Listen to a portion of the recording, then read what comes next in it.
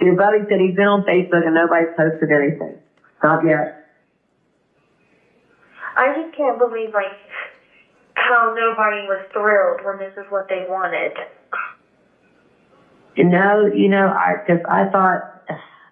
I really thought they'd be hugging and laughing, well, not laughing, but hugging and basically celebrating this, but they weren't.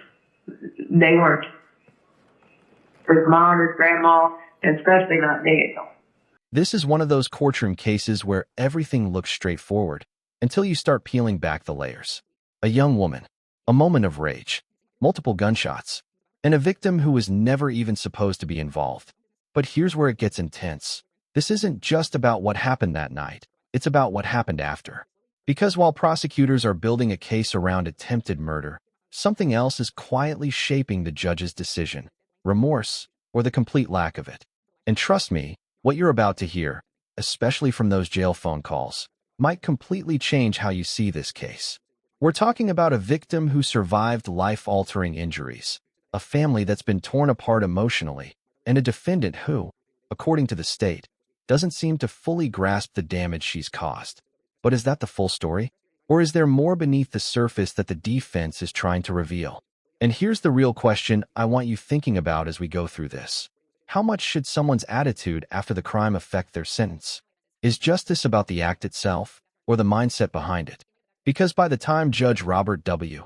Pila delivers his final sentence, you might find yourself questioning where justice truly lands in this case. This is State of Ohio versus Olivia Clendenin. We're here for sentencing. Mr. Goodyear, are there any statements from the victims? Judge, yes, I would actually like to speak first, and I'll have them come and speak to you if that's okay. That's fine. I want to start by saying that we're asking for restitution for two separate victims in this matter. I think it's part of the pre-sentence investigation, but there's a request for $750 to Pamela Wadsworth for damage that was caused by the defendant when she had the accident you heard testimony about, and then $1,390 to Daniel Johnson. I want to talk about allied offenses. The state concedes that the two felonious assault charges that the defendant was convicted of are allied to the attempted murder charge. So the state is electing to go forward on sentencing on the attempted murder and the firearm specifications that are attended to that charge. And we recognize that the two felonious assaults would merge with the attempted murder. However, Judge, count 4, which is illegal discharge of a firearm into a habitation, I think is not an allied offense. If there is a separate identifiable harm by each count, then there are not allied offenses. And I think you recall, Judge, from the testimony that the victim obviously was shot in the abdomen. A bullet that entered his body and never exited. The fact that there was another bullet that caused damage to the door frame entered the home, and that fragment was found inside the house that then was submitted to the lab, and they said that that bullet was fired by the gun found in front of the motor vehicle she was driving. So I think pretty definitively we know that both Mr. Johnson was shot, and separately there was a shot that went into the home where there were 5 other individuals, as you recall. Improper discharge of a firearm into a habitation is an offense that has a separate identifiable harm from the attempted murder, and therefore they're not allied offenses. So I don't think there's any doubt, and I don't think the court would say there's any doubt that he suffered serious physical harm, serious injury. Right here, this is where things start getting legally complex, but also incredibly important. The prosecutor is laying out what's called allied offenses, and this can directly impact how long the defendant actually serves. In simple terms, the court has to decide, were these actions part of one continuous act, or were they separate crimes with separate harm? Because if they're considered separate, like the shot that hit the victim versus the shot that entered the home, that opens the door for additional sentencing layers. And notice what the prosecution is doing. They're not just arguing facts, they're emphasizing impact. One bullet nearly took a life, another endangered multiple people inside a home. That distinction matters. But then comes the real twist. This isn't just about the physical evidence anymore. The prosecutor shifts focus to something psychological, remorse. Or in this case, the claim that there is none. So let me ask you, should someone's attitude after the crime influence how harsh their sentence is? Because from this point forward, that question becomes central to everything. And then the second question is, well, we have a defendant who has no real substantial prior criminal history, but we have a very, very serious case. And so where does that sentence lie? How should the court balance those things? from my experience, not only dealing with this case, but having listened to both the jail calls and the home wave calls that she's been engaged in, the defendant has since the time she was convicted, she has absolutely zero remorse for this offense. I can say I don't know that I've ever heard someone with less remorse than she has for this offense. I want to play one for you, which I think sums up her attitude, and I think, frankly, is indicative of the way she views this case in total. This is going to be her and her mom talking about the reaction to the verdict. Your buddy said he's been on Facebook and nobody's posted anything. Not yet. I just can't believe, like, how nobody was thrilled when this is what they wanted.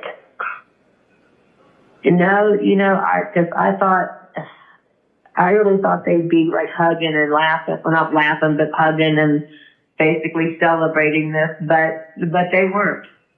They weren't. His mom, his grandma, and especially not Daniel. Yeah. Yeah, he was crying. Yeah.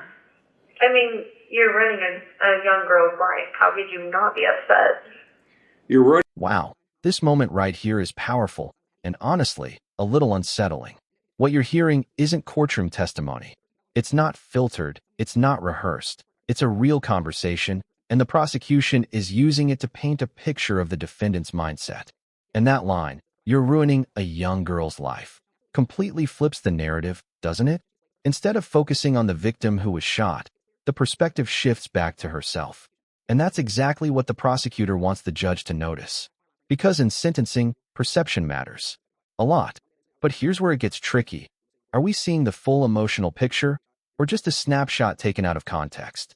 The defense will later argue that this is selective, that it doesn't represent everything she's said or felt. So what do you think? Is this a genuine lack of accountability, or a moment of emotional frustration being used against her? Because depending on your answer, this evidence either strengthens the prosecution's case or raises serious questions about fairness. Ruining a young girl's life, how could you not be upset? That's her reaction to the verdict. She sat here and listened to Daniel Johnson testify, listened to her mother. She knows what she did. And her response to all of that is that the victim, because he participated in the prosecution in this case, is ruining a young girl's life. And I'll tell you, Judge, I've listened to almost all the calls she's made since sentencing, and that attitude is the attitude she's had throughout the entire process. Depending on how you calculate this, the minimum sentence that she faces is either 11 or 14 years, depending on the way you look at the specifications. And I would just say, Judge, I would argue to you that for the defendant to receive a minimum sentence in this case would demean the seriousness of the case. I think that a sentence of 11 or 14 years would not be appropriate knowing the nature of the case we have. I don't think I've ever heard someone care as little as she does about what she did. So, Judge, I would ask you now to allow the victims to speak to you as well. All right, thank you. Hi, my name is Sharon. Daniel is my grandson, and he's my heart. He's not a perfect person, but he has a good heart. He would never think of hurting somebody else. He used to be a true go-getter. He had good grades throughout school. He played football, and he excelled at it. He has many friends, and I have never met anyone who didn't like him. He used to go to the gym regularly and run miles every other day. But because of one person's rage that she admitted to feeling, nothing is the same, and I don't think it ever will be. His left side hurts constantly. He suffers from severe stomach problems because the bullet that hit his rib exploded and destroyed his intestines. And I mean destroyed. He still has several fragments of that bullet in his body, which will likely cause even more problems as he ages and those begin to move. The saddest part of all of this is that throughout the entire ordeal, she has not shown one bit of remorse or concern for the man she shot instead of the ones that she wanted to shoot. She continues to look at Daniel as if he has something to do with it, as if he would drop charges when it was the state, not Daniel, that brought the charges. Your Honor, I also want to emphasize that she was convicted of attempted murder. That's not just a mistake. That's a deliberate act. And I believe with my whole heart that if she is ever enraged again, as she described it, she will do the same thing again. Please, Your Honor, give her the maximum sentence so she can never harm another person. She may have already given Daniel a... This is the part of the trial that often hits the hardest, the human cost. You've just heard detailed, emotional testimony from the victim's family, especially his grandmother. And what stands out isn't just the physical damage, it's the permanence of it. Chronic pain, lifelong complications, a completely altered future. And here's what makes this even more impactful. The victim wasn't even the intended target. He was simply in the wrong place at the wrong time. That randomness, that lack of control, is what makes cases like this so devastating. But there's another layer here the court is considering: public safety. The grandmother isn't just asking for punishment, she's asking for protection. Protection from what she believes could happen again. So let's pause for a second. How should the court weigh this? Is sentencing about punishment for what did happen, or prevention of what could happen again? Because those two ideas don't always lead to the same outcome. Life sentence with what she did to him. So there's no amount of time you could give her to actually satisfy me. But I ask you to protect others by ensuring that this doesn't happen again because of her anger. Thank you, Your Honor. Thank you very much. My name is Misty Johnson, and I'm the mother of Daniel Johnson. I'm writing to share with this court the devastating impact that Olivia's actions on January 1st, 2025 has had on the life of my son, my own life, and my family's life. Before January 1st, 2025, my son was a happy, easygoing, and carefree young man. He was incredibly athletic and dedicated to fitness, lifting weights 3 to 5 times a week, and working out almost every day. He was a person who got along with everyone he met, and it seemed like everywhere we went, someone knew him and greeted him with a smile. He was a vibrant part of our community. Since that day, my son has not been the same person. He was an innocent bystander minding his own business when Olivia, in a fit of rage, decided to try to kill her husband and boyfriend. My son had nothing to do with her conflict. Yet he is the one who has suffered the consequences of her violence. Throughout the trial, I have watched her closely. She has shown absolutely no emotion or remorse, even when my son was crying out for his life. The only emotion she displayed was for herself, or her give my son the most hateful look I've ever seen as she walked past him. It was clear that she takes no responsibility for her actions and instead blames him for the prosecution.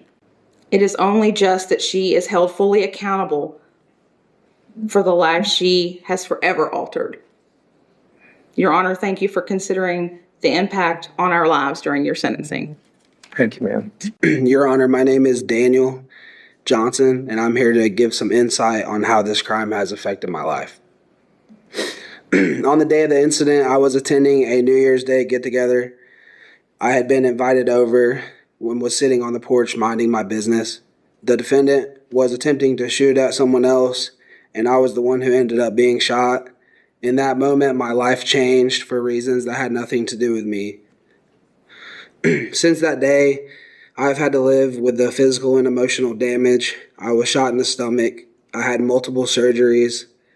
My recovery has not been simple, and it hasn't ended. I deal with chronic pain on a daily basis, along with ongoing digestive issues that have forced me to completely change how I take care of myself and eat.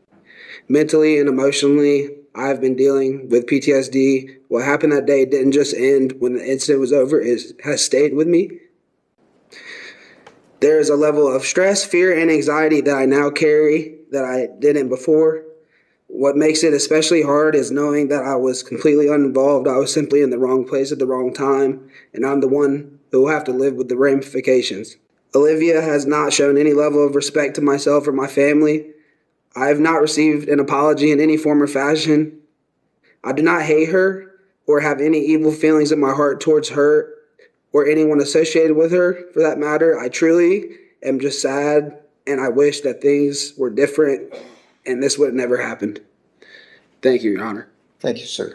As it relates to the allied offenses, it is our position that the discharge of a firearm is, in fact, or we would ask Your Honor to find that it is an allied offense of the attempted murder count, in light of the fact that under what the state has presented in their sentencing memorandum in the case law, you are to look at the conduct of the defendant in determining the position on the allied offenses.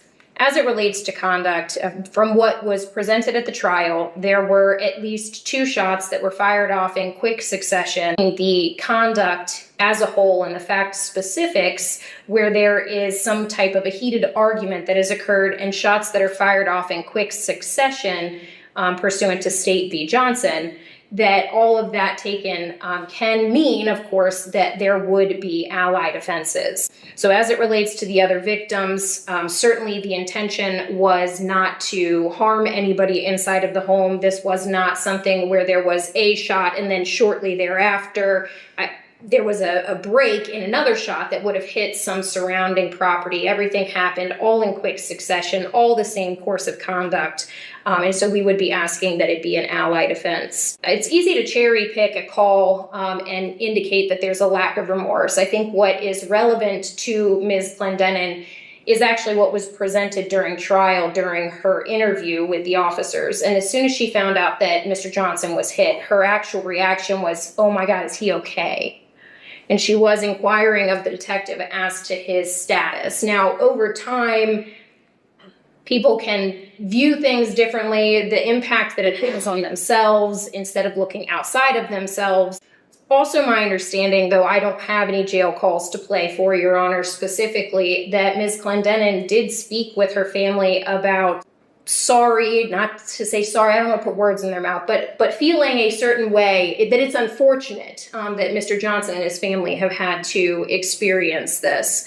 That is my understanding of some of the conversations, certainly not all of them. Clendenin's mother appeared to be indicating she was expecting somebody to be jumping up and down, joyous and, excited, so to speak. But Ms. Clendenin indicated, well, that's not what they were doing. And here's maybe why they weren't doing that, because this is not only impacting them, but it also impacts me in my life. So again, I don't know that it's appropriate to pick and choose the limited phone calls to not include everything. But of course, that was the state's decision and within their right to do that. I'm by no means trying to say that the serious provocation on his part by any means, but I think the actual intended individuals, according to what was at trial, were the other 2 gentlemen, and there was some inducement or facilitating in terms of bringing upon the offense. So in terms of the mitigating information, Ms. Clendenin, as Your Honor is aware, has remained out on bond during the pendency of this case, which was over a year, without any violations. She was an upstanding member of her community leading up to this. As part of her ownership of the dance studio, she would actually give out scholarships to kids in need. By that, it wasn't something where the studio actually gave money, but she would donate extra time, extra lesson. It's my understanding that Ms. Clendenin, also leading up to this, was attending Northern Kentucky University, so she was trying to improve her life and her standing in life. She'd recently completed a business correspondence course through Harvard University. She held a number of jobs during the course of this case and leading up to it. We again would ask Your Honor to impose a sentence of 8 years as it relates to the firearm specifications, that Your Honor would merge the discharge into a habitation with the attempted murder, and we are asking the court to impose a minimum sentence at this time. We appreciate the court's time and consideration. All right, thank you. Your Honor, I respect this court and where it stands. I would just like to say that I care deeply about my family, my friends, my business, and those who rely on me in this world. I take great pride in the impact that I have had on my community and the children that I coach and that I basically raise them with their parents. And I will continue to do so moving forward. And to Daniel, I am very, very glad that he is well after a difficult time he has been through. And I truly hope that he has a great future, and I wish him nothing but the best in his future. Thank you. All right, thank you. I've considered the purposes and principles of sentencing, including punishment, deterrence, and protection of the public. The Supreme Court's decision in State v. Beatty, the court finds that it must impose 2 of the firearm specifications, the 5-year drive-by shooting specification and the 3-year firearm specifications. I do not believe that count 4 merges with count 1. The sentence on count 1 is 8 to 12 years to be served after the 5 and 3, and the sentence on count 4 is 2 years, but that will be run concurrent with count 1 for a total of 16 to 18 and a half years. On release, you will be supervised by the Adult Parole Authority for a period of 5 years. If you violate any of the rules of supervision, the Adult Parole Authority can send you back for 9 months per violation, up to 1/2 of your stated sentence, which would be 8 additional years they could add for cumulative violations of post-release control. It is rebuttably presumed that you will be released from service of the sentence after serving the 16 years. The Department of Corrections, however, may rebut the presumption if, at a hearing, the department makes specific determinations regarding your conduct while confined, your rehabilitation, your threat to society. If you've not been released prior to the expiration of the 18 and a half years imposed as a part of the sentence, you must be released upon the expiration of that term. Judge, can I just interject real quick since you're talking about the indefinite sentence? Yes. So the sentence you gave her on the underlying count was 8 to 12? Correct. So I believe that 4 years has to be added to the indefinite term. So I believe the actual term is 16 to 20 and a half years. You're right. So when you said 18 and a half, it's really Yeah. 20 and a half. Yeah, that's all. Thank you. Thank you, Your Honor. Thank you, Your Honor. You just stay and chat with her for 15 minutes, or you guys need to get her over. Okay, yep, all right, let's go ahead. And just like that, after all the arguments, testimony, and emotional appeals, Judge Robert W. Pila delivers the final sentence. Let's break this down clearly. The court ultimately decides that the firearm specifications and the attempted murder charge carry significant weight, and importantly, the judge rules that the firearm discharge into the home is not an allied offense, meaning it stands as a separate harm, even if served concurrently. The result? A sentence that lands in the range of 16 to 20 and a half years. That's a substantial amount of time, especially for someone with no major prior criminal history. But it reflects what the court sees as a balance between the severity of the crime, the risk to public safety, and the overall circumstances presented. What's fascinating here is how many factors played into this decision: physical harm, emotional impact, legal classification of charges, and yes, even perceived remorse. So now I want to hear from you. Do you think this sentence was fair, too harsh, or not enough given the circumstances? If you found this case as shocking as we did, make sure to hit that like button, share your thoughts in the comments, and don't forget to subscribe for more jaw-dropping courtroom breakdowns.